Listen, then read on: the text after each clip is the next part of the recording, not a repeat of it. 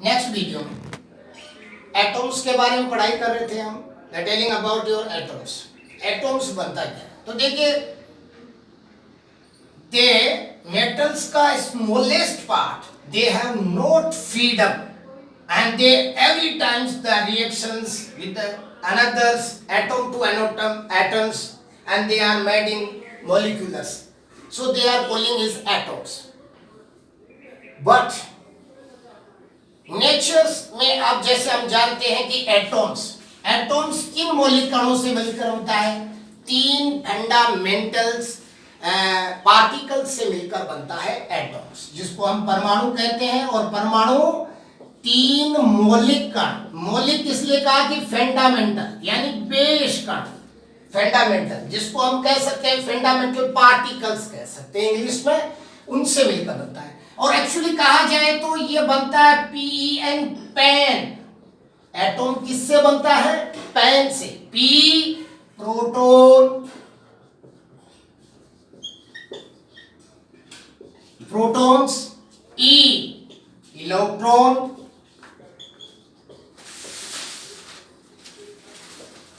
यानी ELECTRON electrons, और N यानी न्यूट्रॉन्स। तीन मौलिक कणों से मिलकर बनता है, ये सर्वविदित है। यानी हम एक शॉर्ट में कहें कि आपसे कोई कहे कि एटॉम बनता किससे, पैन से। PEN पैन, यानी P यानी प्रोटॉन, E यानी इलेक्ट्रॉन और N यानी न्यूट्रॉन। इन मौलिक कणों से मिलकर बना। अब ऐसा कहा जाए तो एटॉम्स के दो मुख्य भाग होते हैं। एटॉम्स के क्या होते हैं, दो मुख्य भाग होते हैं। कौन से,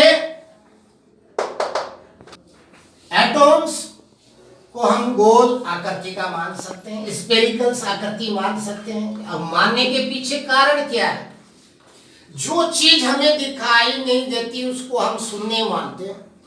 और दिखाई क्यों नहीं देती, इसके पीछे रीजन है कि हमारी आंखें हैं वो 3.7 से गुणा 10 की घात -7 से लेकर 7.3 गुणा 10 की घात 7 की रेंज में देख सकती है। यानी हमारी आईज विजन है वो 3.7 इंटू 10 की पावर 7 से 7.3 इंटू 10 की पावर 7 तक बिट भी नहीं है। जबकि जो एटॉम्स की जो साइज है वो 10 की पावर -10 मीटर्स है, जो कभी पॉसिबल नहीं है। इसीलिए हमें आंखों से, नगन आंखें जो हमारी ओपन आईज हैं, उनसे हम एटॉम्स को नहीं देख सकते।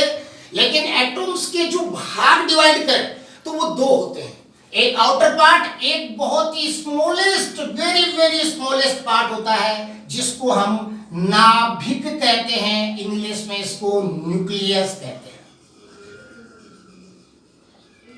न्यूक्लियस कहते हैं। बहुत ही स्मॉल पार्ट होता है। ये मान लीजिए एक फुटबॉल का ग्राउंड होता है, 10 बाई 10 का होता है, पोल टू पोल। और इस 10 बाई 10 के ग्राउंड में यदि एक छोटी सी बकरी की मींगनी रख दी जाए तो उसकी क्या वैल्यू होगी। यानी एक फुटबॉल ग्राउंड की जिसकी पोल टू पोल जो लेंथ है 110 यानी 110 मीटर्स होती है, उसमें यदि स्मॉलेस्ट गोट वेस्टेज यदि रख दिया जाए, छोटी सी बकरी की मेंगनी रख दी जाए, छोटा सा कंकर रख दिया जाए, उसकी कोई वैल्यू है इतने बड़े ग्राउंड में। उस ग्राउंड में वैसे ही न्यूक्लियस की स्टेज होती है एटॉमिक साइज के बेस पर। हम इस वीडियो के नेक्स्ट में बताएंगे।